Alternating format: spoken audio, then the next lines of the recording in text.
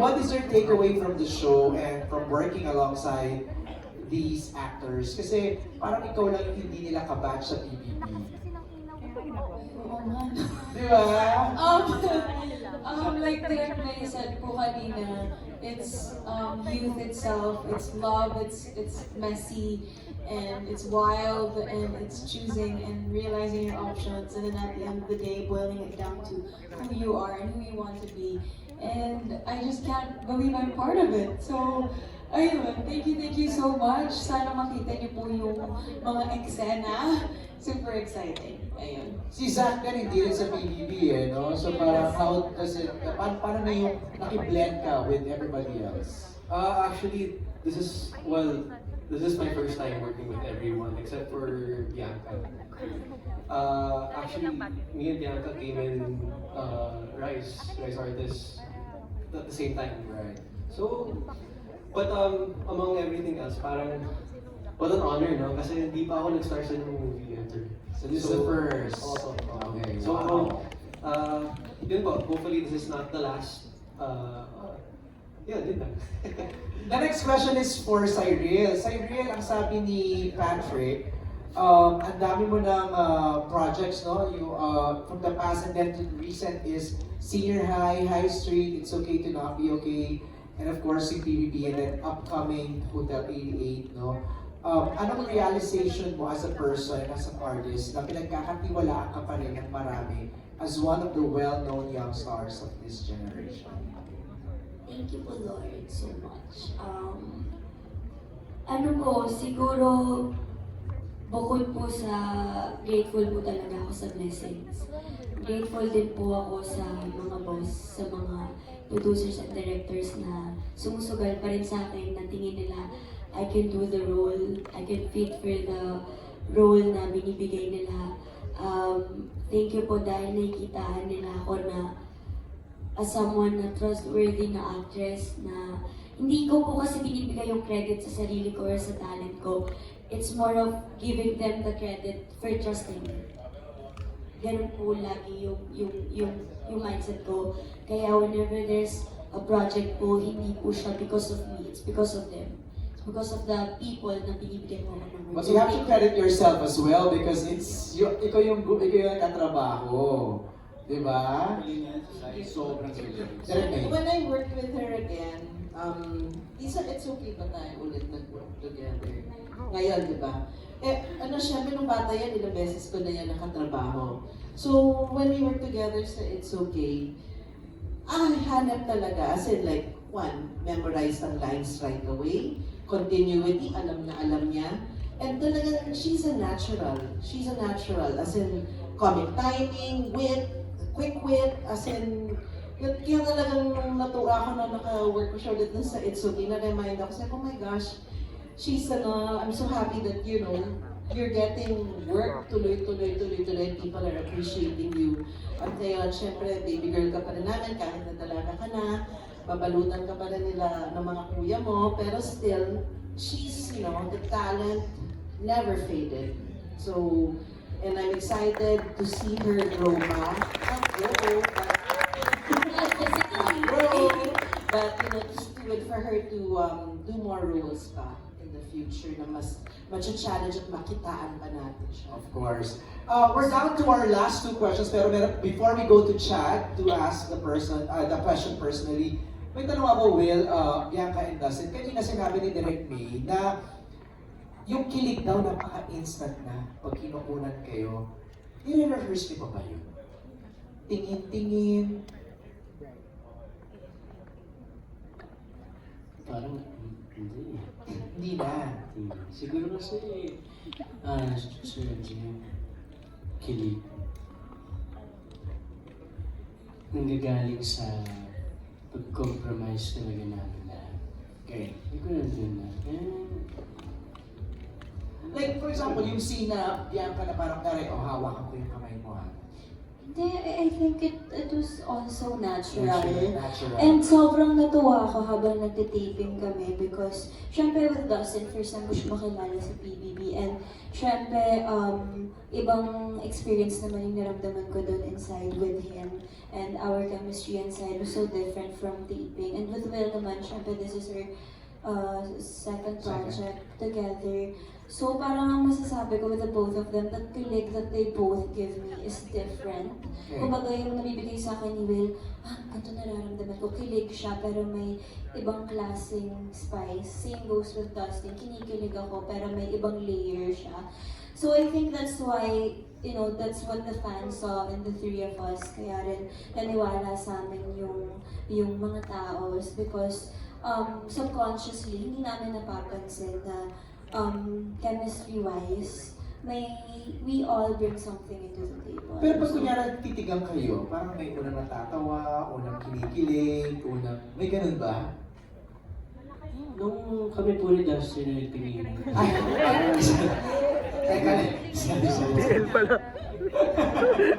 Dustin, pag titigang kayo ni Bianca, may Well, for me kasi yung kilig, nanggagaling siya sa pagiging komportable mo sa tao. sa kapartner Sa mo. partner mo. So, I mean, yun nga, galing kami sa PBB tatlo. So, sobrang komportable talaga namin nasa isa't isa. At nung dinala naman namin siya sa set, parang natural na rin talaga eh.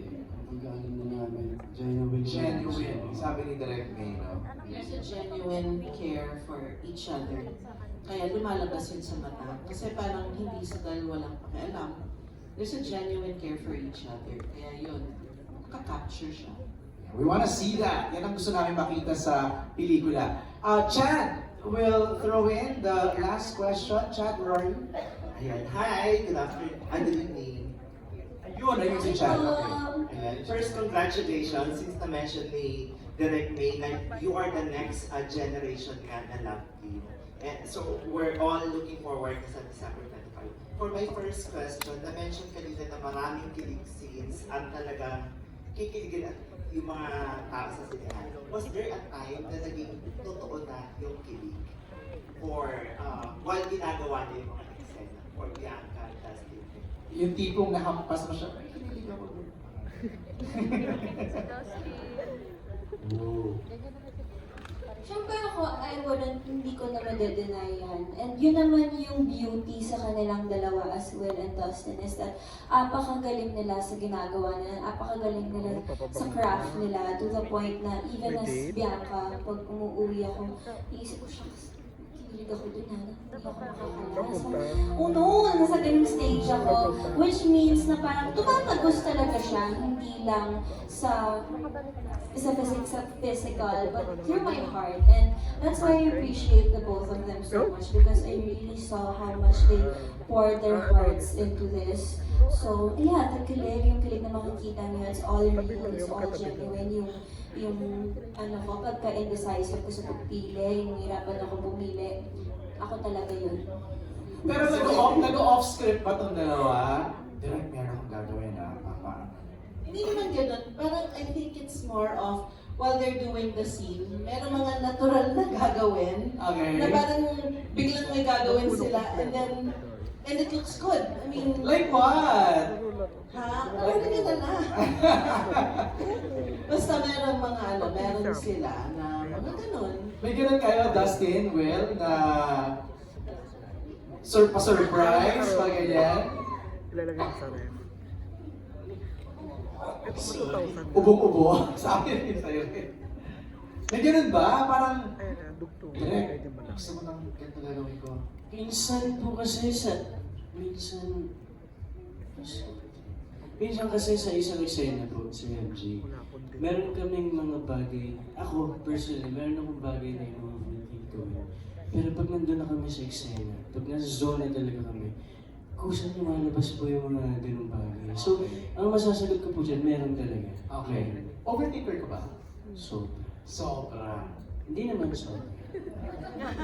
Ikaw nagsabi ng sobra. Medyo. Medyo. Yata. Ayun. Dustin, ikaw naman. Ganun sinabi ni Will. Minsan may naiisip din talaga akong gawin para Makadagdag sana. mas maramdaman ko, mas maramdaman namin. Minsan, surprise ko na lang. Ganun. Minsan sasabihin ako ni Direk. Hindi ko yun kung sabihin. Ganun! Oo. Hindi ka magtsama kaya. Okay. So, yun. Mas kasi mas naging natural siya. Mas nakakadagdag siya ng kilig sa eksena. Like what? Ako yung like what ng like what no? Kasi gusto ko lang maramdaman yung kilig na sinasabi. Kaya ka nagugulat ka pag may ganong surprise na wala sa eksena. Oo, super. Kasi syempre, in order for you to deliver a good or rom-com movie, syempre hindi naman isang klaseng kilig lang yung kailangan That's mo true. bigay mo, especially sa mata. Kasi umaakit yan sa mata. So, kumari, eksena kami. Tapos, ina-expect ko, kumari, gagawin to ni Will, gagawin to ni Dustin. Na-surprise ako! Biglang may ibang ginawa. So, syempre, di ba, iba yung reaction mo, mas natural yung reaction. And that's what I like about Direct May. She did it with us a lot of times, not just with the emotional scenes, but the kilig scenes as well. Ay! Kita talaga namin yung art ng isang Direct May crew sa Gusto namin makita yan. And on that note, I want everybody to please invite. Let's ask our friends, ating mga moviegoers to catch Love You So Bad. We begin with Zach. We invite everyone to watch Love You So Bad. Honestly, guys, you won't be disappointed. I promise. Like, even me, parang super excited ako. Like, can you guys spoil it, please? But yun, hope you guys watch it. It's gonna be a good Christmas movie. Ralph? Yan, so mga kapamilya, mga kapuso, mga fans ng PBB, mga fans ng Love Team, mga casual viewers, for everyone, this is all for you. Aakalain yung Valentine's Day sa Christmas, guys. Please watch Love You So Bad, coming in cinemas December 25. Alam mo, dapat si Ralph na nag-host, no? Iba na pag ganun na talaga Vince? Mga kapamilya, mga kapuso, inimbitan ko po kayo manood ng Love You So Bad. This Christmas yan. Sama niyo yung mga family niyo, friends niyo, mga kapitbahay niyo. Jowa nyo? Jowa niyo. Pakikiligan niyo this Christmas. Sigurado yun. Makakalimutan mo pa yung jowa Sigurado. Perfect na perfect yung gift na yun. Rain? Ayan, mga kapamilya, mga kapuso, sana manood po kayo ng Love You So Bad. Not only will you find out sino yung mapipili ni Savannah, but also we hope that you can choose us this this Christmas. And ayan, so sana mag-enjoy po kayo dahil nag-enjoy po talaga kami. And congratulations, Dustin. Sai? Mga kapamilya, mga kapuso, and syempre po sa lahat po ng sumusuporta sa bawat isa po sa amin. Ito pong klase ng gantong pelikula, masarap po ito panoorin ngayong holiday, ngayong Pasko. Kasi minsan masarap din makaramdam ng kilig, masarap makaramdam ng feel-good movie, or masarap makabalik sa dating feels ng mga panahong na-enjoy pa natin ng pelikulang Pilipino. With this one, mararamdaman mo na sulit pa rin palang manood ng mga sequel. So, sana po bigay na kami ng chance para i-celebrate ang Christmas with you. Tal? Yes, sana po supportan niyo yung Love You So Bad. Let's all feel young and in love again this Christmas. And yun, maghampasan tayong lahat sa loob ng sinahan. Direct May? Okay, maraming problema ngayon sa mundo, sa ating bansa. Momentarily, huwag natin kakalimutan yon, let's not forget, but momentarily, manood tayo ng sine, let's forget it, let's have fun. And this is the type of film na magandang panoorin sa sinehan kasi masaya siya. Masaya siya panoorin with your family, your barkada, maghampasan nga tayo, manood tayo, mag-ano tayo, kiligin na tayo, masaya siya talaga. Mamaos tayo this Christmas sa kilig. And we hope that we get your support this December 25 onwards. Love You So Bad.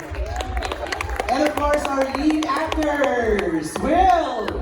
Ayan, kung gusto niyo pong kiligin, kung gusto niyo magalit, kung gusto niyo umiyak, diba? Roller coaster ang emotion dito. Kaya sana po supportahan niyo po ang aming pelikula ng Love is So Bad. Kagaya po na lagi ko sinasabi, supportahan po natin ang pelikula ng Pilipino. Sa tingin ko, oras po para ibalik natin yung nakasanayan natin sa sinihan kasama natin mga mahal sa buhay. Kaya magkita-kita po tayo ngayong December 25. Thank you, Will. Dustin. Ayun. Sana po supportahan niyo po itong Love You So Bad. Directed by Black May, of course. Bago to eh. Ako yun ang masasabi ko. Bago to sa lahat. Gusto nyo nga talagang kiligin, masaktan, at maramdaman talaga ang lahat ng emotions talaga. Sabay-sabay natin panoorin itong Love You So Bad. Please, please, please give us a chance para mapakita sa inyo itong movie na to. Alam ko na kami lahat dito ay sobrang excited na, and Aiden for sure, abangan niya yan. Tsaka tulungan niyo rin po kami i-spread yung word na sa mga platform, social media. So, thank you so much. I'm so happy for all of you because it's hard to keep a momentum and it's hard to keep up with everything that's happening sa buhay niyo, no? Dami nangyayari, but you gave your 101% for this project. We can't wait to see it. Lalo ka na, Bianca, we're so proud of you. Please invite everybody. Ayan, una po sa lahat, I just wanted to take this opportunity to thank everyone who supported us since day one, to our fans mula sa bahay ni Kuya hanggang ngayon. Yes. Grabe, this wouldn't be possible without you. This is not just our movie, this is your movie as well. So maraming salamat sa unconditional love and support.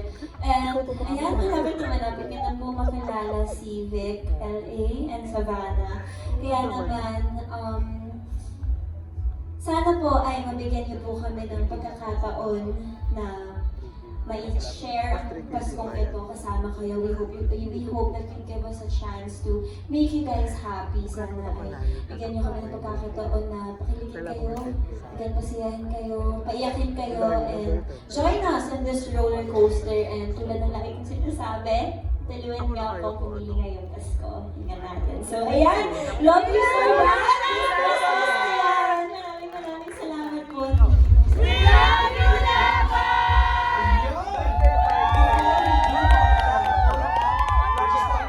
Sponsors for making this big event possible at Pam 360 Glasses and Jiggers Mobile Bar, Soul Cafe Coffee Cart, Cake Confections Grazing Table, Crafty Po M&L, our beads making, Party Claws and Fun Machine, Patty's Comfort Food, Golden Salmon Sushi Bar, and Native Plate and Fitichi. And Bianca, you want to thank some of your sponsors? Ayan, and gusto ko lang din po magpasalamat sa Silka, Ajinomoto, Pen Shop, Greenwich, and Surf. Thank you so much sa paniniwala, and thank you also for your support. I love you guys!